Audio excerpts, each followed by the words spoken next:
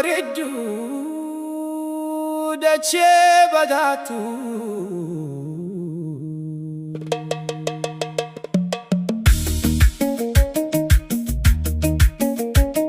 Itiyoophiyaa biyya koo lafa seenaa bayeessaa biyya hawwattu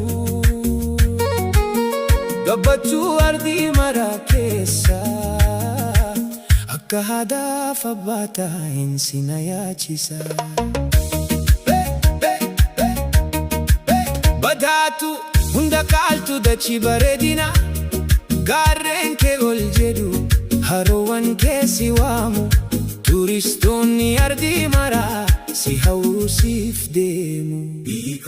Waggaa 5 keessatti jijjiiramni mul'iste ifaan mootummaa fi hojiin siin galate.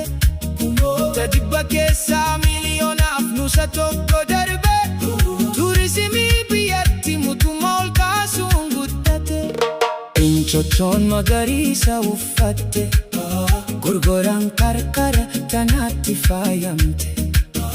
Koorishaanis bosona keessa ni boonta dambiinis keessumootaaf harkasaa balisee simaata. Itiyoophiyaa biyya hawwattu lafa aadaa fi seenaa kabajamtu turistoonni si ilaaluuf karaa dheeraa deemu. Qabeenyi kee idil addunyaatti ni beekamu. Ol guddatu badina gonfatu biyya koo ifa barii fakkaattee ni mul'atta. Turizimii kee hojii danuu dargaggootaaf uumta. Badhaadhinni kee biyyattiitti ni dagaaga.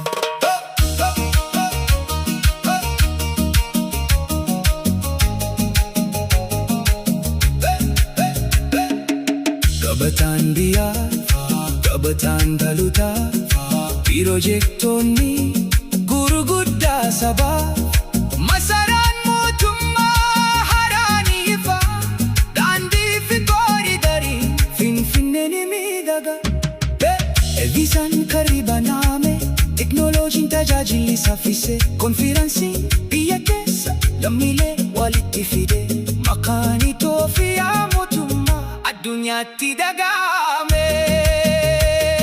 UNESCO irratti maqaan kee galmaa'e, hambaan mootummaa sadan addunyaan beekame. Turizimiirraa mootummaa badhaafame. Milkaa'ina biyya keessa jabaatee guddate.